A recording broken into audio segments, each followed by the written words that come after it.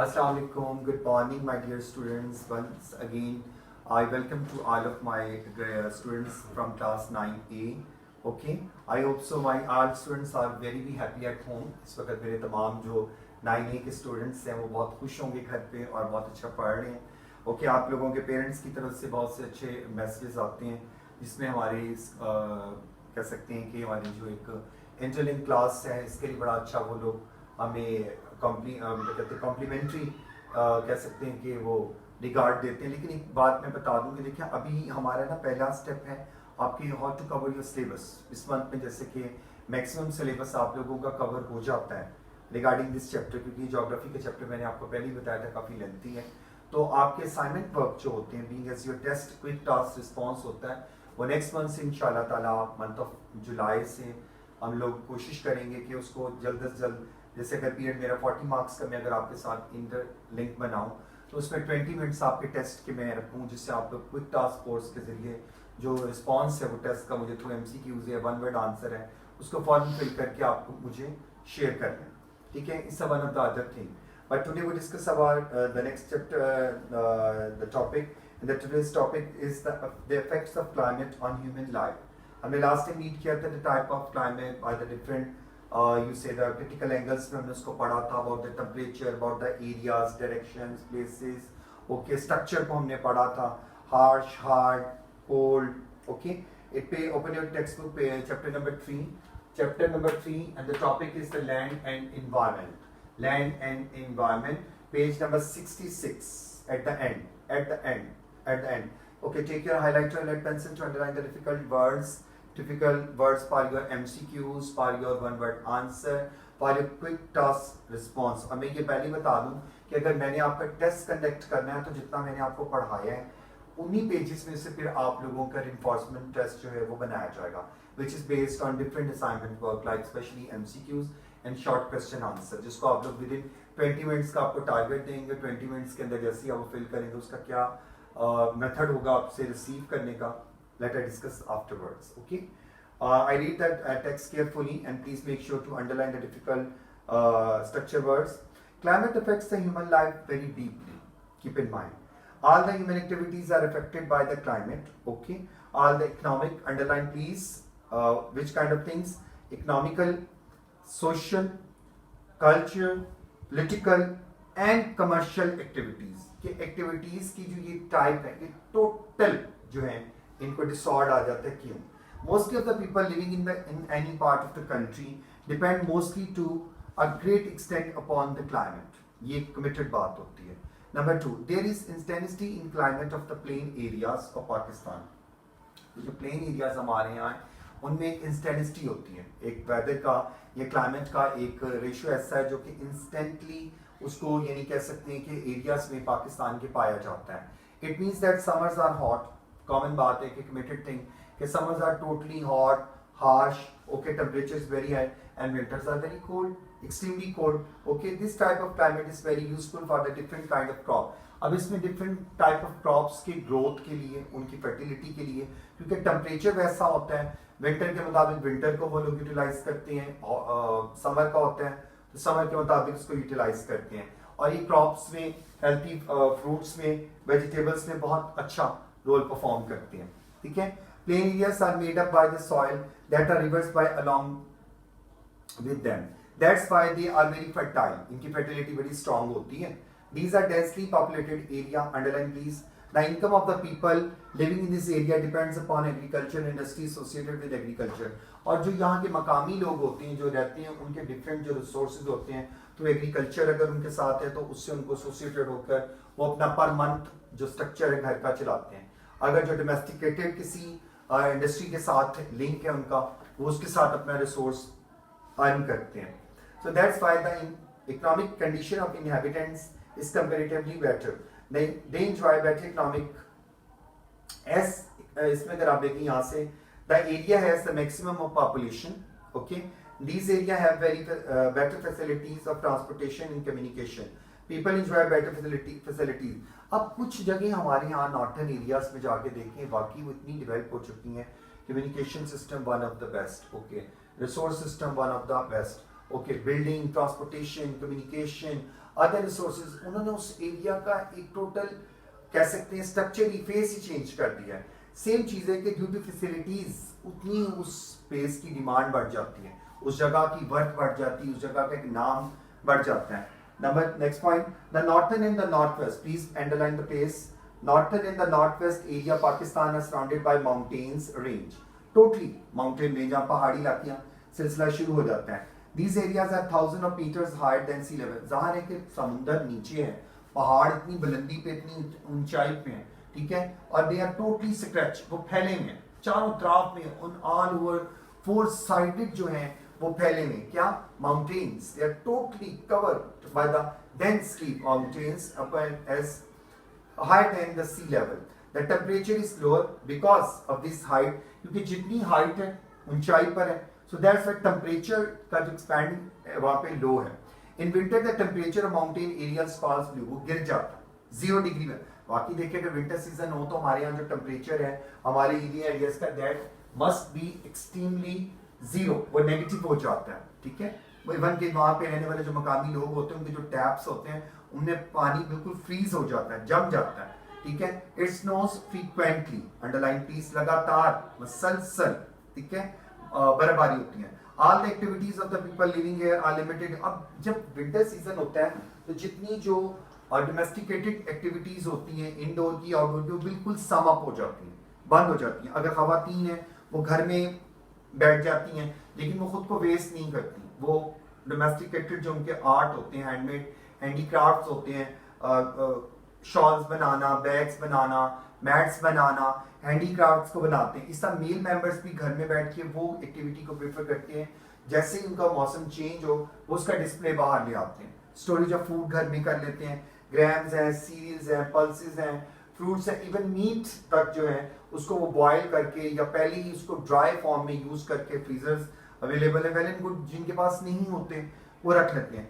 अब घरों में खेलने वाले इनके पास गेम्स भी होती हैं डिफरेंट, कोई चेस खेलता है, कोई लूडो खेलता है, कोई कैरम बोर्ड खेलता है, टीवी भी उनके पास लगे होते हैं, इवन नेट सर्विसेज भी होती हैं। लेटेस्ट जो आज के दौर में यहाँ पे रहने वाले लोग हैं उनकी एक्टिविटीज का किस्सा है, यही वो मेंशन कर रहे हैं। People store food items and other necessary things in different winter setup. Domesticated handicrafts are the great importance. की बात वाकई बात है कि पाकिस्तान के डोमेस्टिकेटेड जो आर्ट है that is one of the richest and finest art in all over the world. Even हमारे यहाँ के हैंडीक्राफ्ट्स, ये इस्लामाबाद में लोग जो विरसा प्लेस हैं वहाँ जाके देखें, मैं कहता हूँ ऐसा रिफ्लेक्ट नजर आता है कि आप सोचने पे मजबूर हो जाती है चीजें कैसे बनी, ठीक है। डिफरेंट आर्ट, अब देखिए ट्रक आर्ट जैसे हमारे यहाँ है, हमारा बड़ा फेमस है, चाइना में बकायदा उसको रिसर्च के फॉर्म में उनके जो वहाँ पे कह सकते हैं थीसिस होते हैं बच्चे, वो यूनिवर्सिटीज में उसके ऊपर लिखते हैं ट्रक आर्ट पे।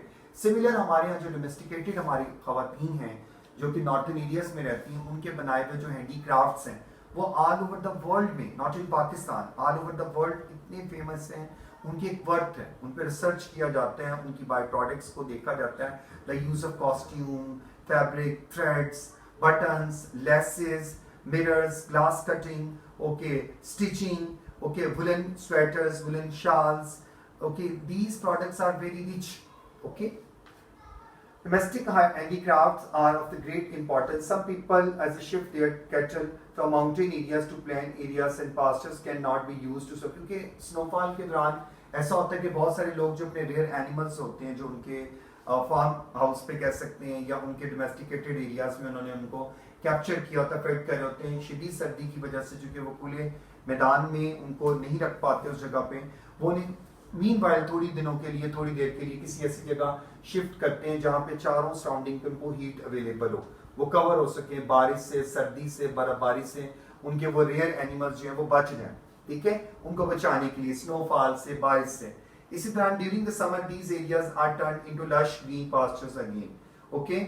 जैसे ही समर सीजन आता है आपको पता है कि स्नो है वो मेल्ट हो जाता है, मेल्ट होने के बाद ग्रीनरी फिर से एक दफा निकल आती है, वही जो पास्चर्स हैं उनके, ऑर्चर्ड्स हैं उनके, हिली एरियाज हैं, वो फिर से एक दफा ग्रीन फुल फ्लेज फर्टिलिटी वहाँ पे नजर आने लगती है, प्लांट्स, ट्रीज, फ्लावर, हराब शराब्स, बुशेस, हर चीज वहाँ पे जोबन पे खिलाती है। The snow begins to melt in small streams, ये मैंने पहले एक्सप्लेन किया है, and start flowing. The people living are drive their cattle back to that this area. Cattle, singular is cattle, plural is to cattle, कि जो लोग वहाँ के मकामी रहने वाले लोग हैं जिन्होंने अपने वक्ती तौर पे अपने कैटल को सेफ होम देने के लिए कहीं भेजा होता है, ये कैप्चर किया होता है, रखा होता है, वो दोबारा जैसे ही हालात बेहतर होते हैं अपने एनिमल्स को, अपने कैटल को, वैरायटी ऑफ एनिमल्स के जो उनके पास होते हैं उनको ले आते हैं.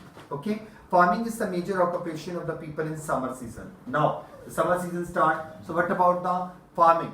तो यहाँ के लोगों का फार्मिंग जो है वो सबसे एक मेजर कह सकते हैं कि पार्ट है, हिस्सा है, जो इस्तेमाल करते हैं, जो उनका प्रोफेशन है, बिजनेस है. Fruits of various types are produce here, different जिसे कह सकते हैं फ्रेगनेसफुल फ्रूट्स अवेलेबल होते हैं यहाँ पर. Okay, because of it economic and commercial activities are reward here.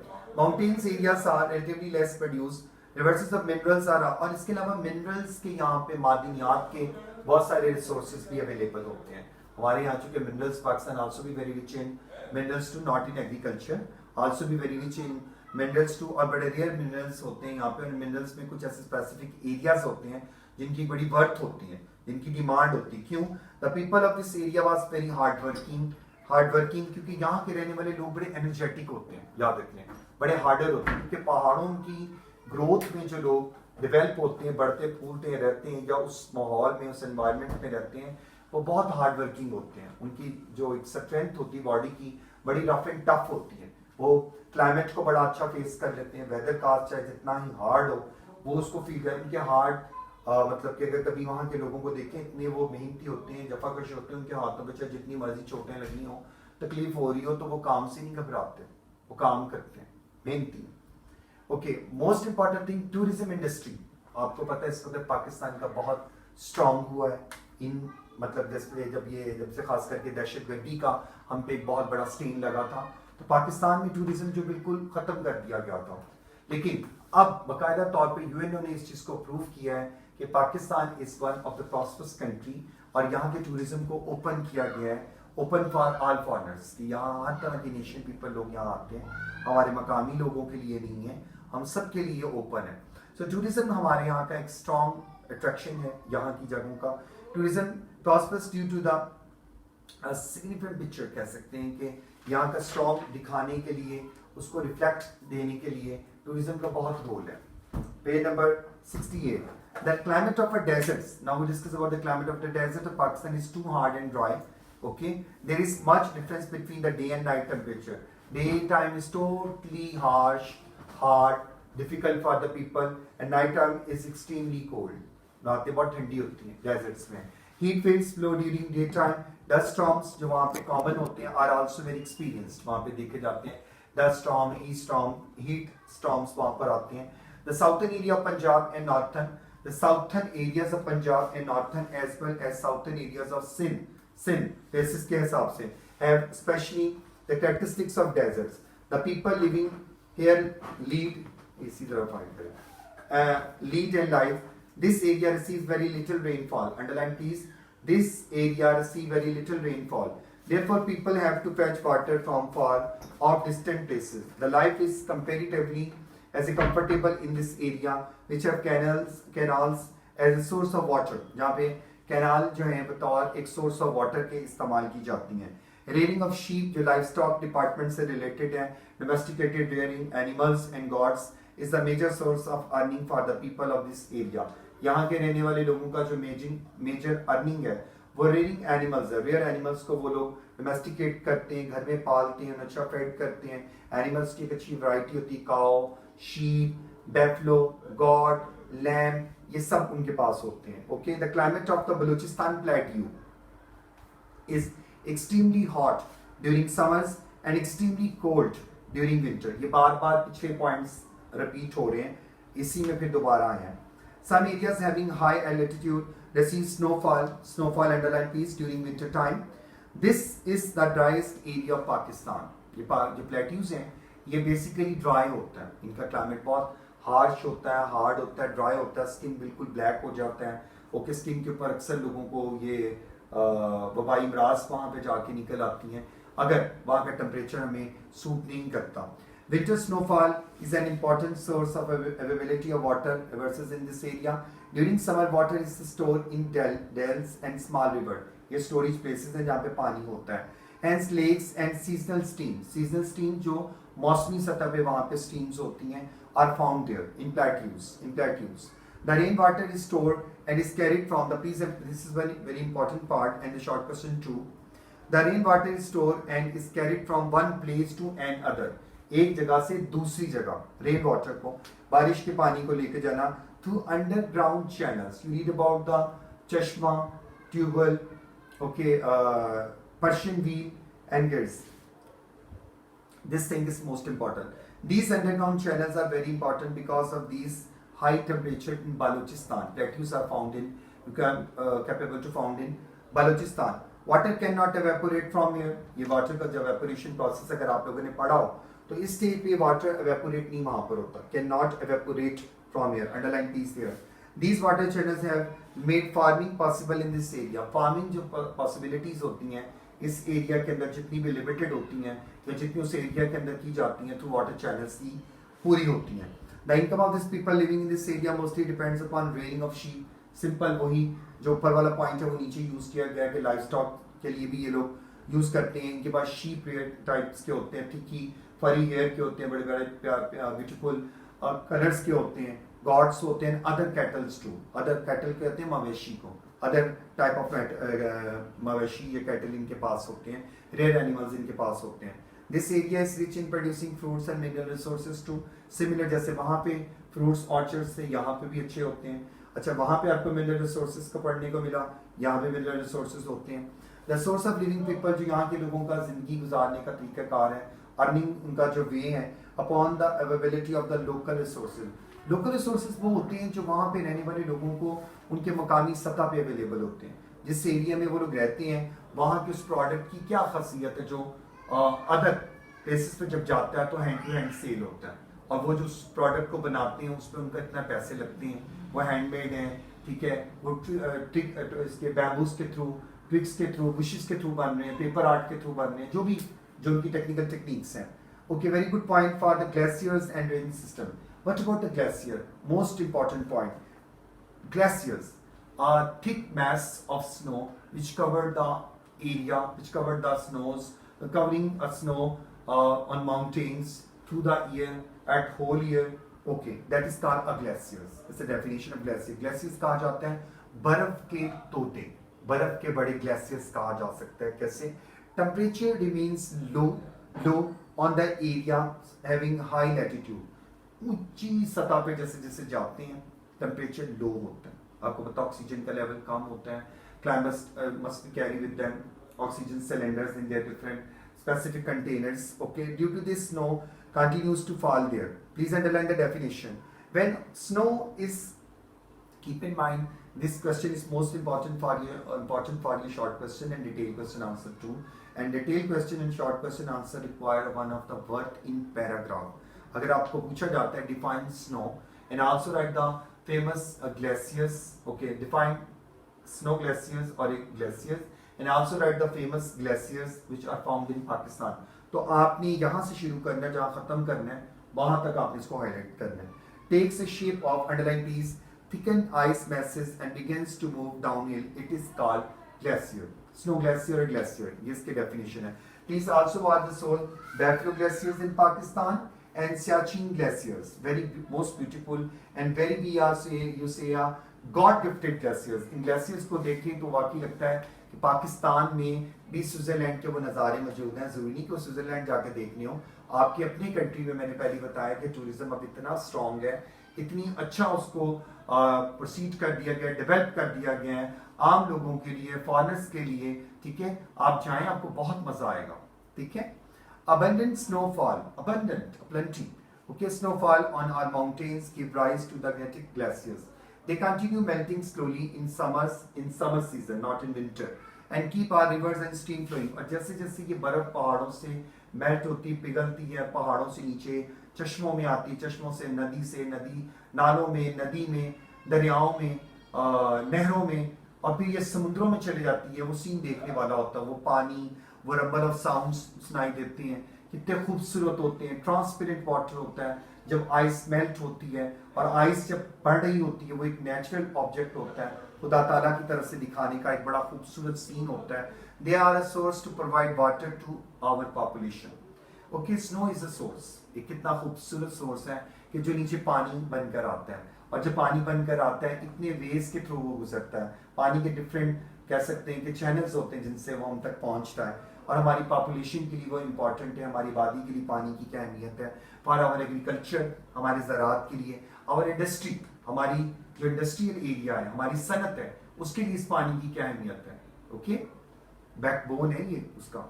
Are long and unique canal elevation. अब पाकिस्तान में जो कैनाल एलिवेशन सिस्टम है, नहरी निज़ाम जो है, इसका आपाशी का जो निज़ाम है, उसको डे बाय डे ड्यूरेबिलिटी देने के लिए, स्ट्रॉन्ग बनाने के लिए government of Pakistan different level के पोस्ट असाइन करते हैं, उसके लिए काम करते हैं. डिफरेंट जो अदर कंट्रीज हैं like Japan, like America, like Thailand, ये कंट्रीज हमें स्पॉन्सर करते हैं. जो उनकी कंट्री में वाटर इरिगेशन के रिसोर्सेज पे काम हो रहा होता है, वो हमारे मुल्क में उस ट्रीटमेंट पे करवाना चाहते हैं इन्हीं रिसोर्सेज को यूज करके.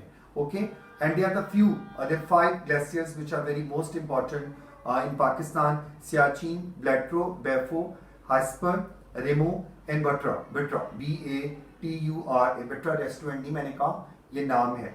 Among huge glaciers of Pakistan, के पाकिस्तान के सबसे बड़े ग्लेशियर्स हैं. इनका स्क्रैच देख लें, इनकी ब्यूटी देख लें, one of the finest and one of the God gifted beauty. Okay, what about the dredging system of the river, कि पाकिस्तान का जो रेन सिस्टम है थ्रू रिवर्स वो कैसा है. The glaciers in Pakistan start melting in summer. It's one of the committed thing कि summer में जब ये ग्लेशियर्स जो हैं आहिस्ता आहिस्ता मेल्ट होते हैं, पानी बहता है, because of increase in the temperature, क्योंकि टेम्परेचर इंक्रीज होता है समर में, डिक्रीज नहीं होता, विंटर में डिक्रीज होता है. The water flowing out is a phrasal verb, flowing out from these glaciers from the shape of springs. Springs की शेप में ये हमारे यहाँ जो है पानी है वो बहता है. And next page, streams. It finally falls into river. Underline please.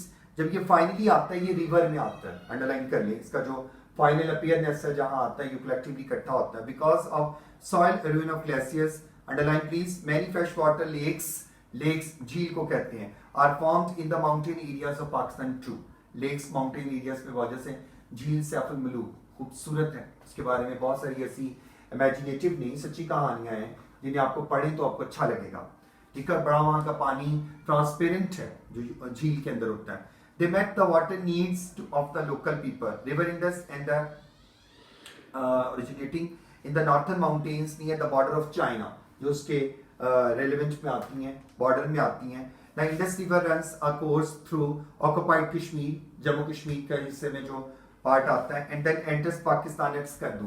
देखिए कहाँ से सिलसिला शुरू होता है, कश्मीर में, फिर स्कर्दू में, फिर उससे आगे कहाँ जाता है, flowing through the plains of the Punjab, फिर ये पंजाब में, सिंध में आगे जाता है. इट फॉल्स और डायरेक्ट फिर आगे जाता है अरेबियन सी, बहिरा अरब में, एक समुंदर में चले जाता है. वही पानी कहाँ चश्मों से, नदियों से, नालों से, झीलों से, दरियाओं से निकलते निकलते निकलते फिर देखिए पंजाब में, सिंध में जाता है, और किसमें, इंडस यानी कि अरेबियन सी में चले जाता है.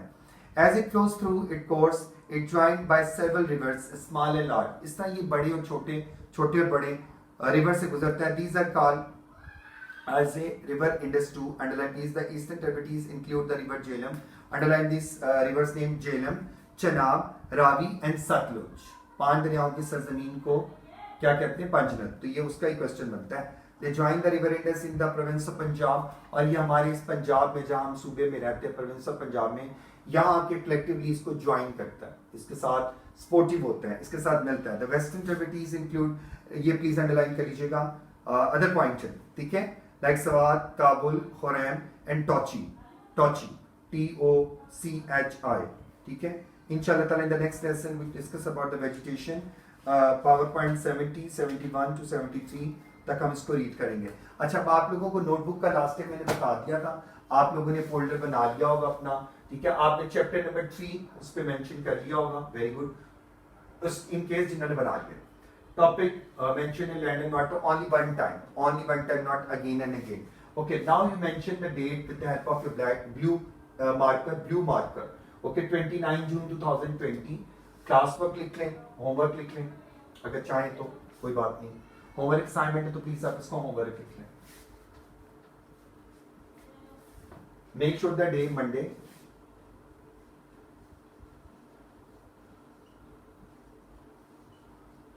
Okay, mention the heading answer short question answers.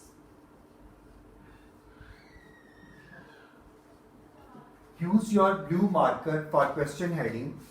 My dear students, only use your blue marker for question heading and blue ink pen, not gel pen, not ballpoint, not pointer. Only ink, blue ink pen. Okay, like this is the question number 1. Write 5 reasons, major reasons for decreasing DECREASING decreasing of forest. Okay, आप लोगों को काम करने के लिए कोई invitation की जरूरत नहीं है, आप लोगों को पहले तरीकाकार पता है. मैं फिर दोबारा बताता हूँ. Use your only blue marker for your question heading and blue ink pen for your written expression answer. अब इन क्वेश्चन जो आपके पास टोटल आपके शॉर्ट क्वेश्चन आंसर्स हैं, मैं ये बता देता हूँ. 1 2 3 4 5 6 7 8 9 10 11 12 13 14. There are 14 short question answer. 14 and they are all most important क्योंकि ये क्रैम बेस भी हैं और एग्जाम में आप लोगों के असेसमेंट में, क्लास टेस्ट में या एनुअल पेपर में इनमें से वेटेज लिया जाता है. I am talking about the short question not detail. ये आपको मैं ग्रुप में शेयर करने लगा हूँ. मतलब आप लोगों का जो ग्रुप है उसमें एक ही दफा में सारे शॉर्ट क्वेश्चन आंसर्स जो हैं, I am talking about short question, वो मैं आपको शेयर करने लगा हूँ. आपको जैसे ही शॉर्ट क्वेश्चन आंसर शेयर होंगे आपने वैसे ही उन क्वेश्चंस को लिखना है. ठीक है, आउटलाइन क्वेश्चन का लिखना है, नीचे answer, once again question then answer, once again question then. फिर आपको पता है कि अगर क्वेश्चन का लेंथ आपका एक्सीड कर रहा है, इंक्रीज कर रहा है, बढ़ रहा है, तो आपने कोशिश ये करनी, अगर आपके एक पेज पे 2 आते हैं वेरी गुड, नेवर माइंड. अगर नीचे 3-4 लाइंस पेयर होती हैं छोड़ दें, आपको मालूम है नेक्स्ट पेज पे चले जाएं, उसको आपने नीचे खराब नहीं करना. ठीक है, आपने इन क्वेश्चंस को 14 को अपनी वीकेंड बेस्ड जो आपकी असाइनमेंट होगी मंडे ट्यूसडे वेडनेसडे को, या जैसे अगर आप लोगों को प्रेफर होता है, आप लोग घर पे ही होते हैं, आपने इसको स्टार्ट कर देना है. और मैं ये जो क्वेश्चन आंसर्स आपको सेंड कर रहा हूँ ये लेंथ में जरा बड़े हैं. लेंथ में मैंने आपको पहले बताया कि short question answer it carries 2 marks. अब 2 मार्क्स का मतलब ये तो नहीं है कि इसकी आपने 3 या 4 पॉइंट पावर पॉइंट लिख देने, वो गलत है. फिर इसी बात पे आपके मार्क्स एग्जाम में या स्कूल एग्जाम में, असेसमेंट में, क्लास टेस्ट में डिटेक्ट होते हैं. फिर आप लोगों को बताना पड़ता है बार बार कि this is the one of the valid answer which is be required according two questions demand. तो आपने उसके मुताबिक लेना, क्योंकि बोर्ड में भी बाकायदा तौर पे presentation is the other thing. आपका टारगेट पार्ट जो होता है आपका रिटन एक्सप्रेशन होता है कि आपने क्वेश्चन को कैसे लिखना है, how to tell the question, how to solve this mystery. तो दैट्स व्हाई आपको मैंने पहले बता दिया कि जितना मैंने आपको जो लेंथ वाइज क्वेश्चन में सेंड करूंगा आपने ऐसे ही लिखने हैं. किसी भी बच्चे ने 2-3 लाइनों वाला वो जो टेस्ट पास फार्मूला है ना वो यूज नहीं करना. That's one of the negative thing. और अगर किसी ने कोई यहाँ वहाँ की ऊट पटांग गाइड से ये छापा मार के लिखा तो आपको पता है मैंने क्रॉस कर देना, मैंने पेज फाड़ देना. इससे अच्छा मैंने कोई उस बच्चे के लिए पनिश नहीं रखना कि जो काम आपको समझाया जा रहा है कि उसको आपने वैसे ही अटेम्प्ट करना है. और मोस्ट इंपॉर्टेंट थिंग ये है कि मैंने पहले बताया कि जैसे ही ये मेरा रीडिंग का टास्क थोड़ा कंप्लीट हो जाए और कॉपी वर्क एक रीशेप में आ जाए इंशाल्लाह in the month of July, I just prepare my test और टू टेक कि मैंने उसका कैसे आपके लेनी है. By giving you assignment, by giving you some other resources to mail me, कि मैं आपको अपना मेलिंग एड्रेस दूँ, आप लोग 25 मिनट्स के अंदर उसको फटाफट बना के मुझे मेल करें, टाइपिंग करें या हैंडमेड बनाएं. That's depend to you. Afterwards in the month of July में जैसे हमारा ये टाइम टेबल हमारा कंटिन्यू होगा मैं आपको बता दूंगा. तो ये शॉर्ट क्वेश्चन आंसर आपको ग्रुप में जैसे मैं शेयर करता हूँ आपने वैसे ही उनको अटेम्प्ट कर लेना है. ठीक है, that is the end of this lesson. और आप लोगों ने अपने काम को अच्छा करना है, नीट करना है. ओके, खुदा हाफिज, take care of yourself, God bless you.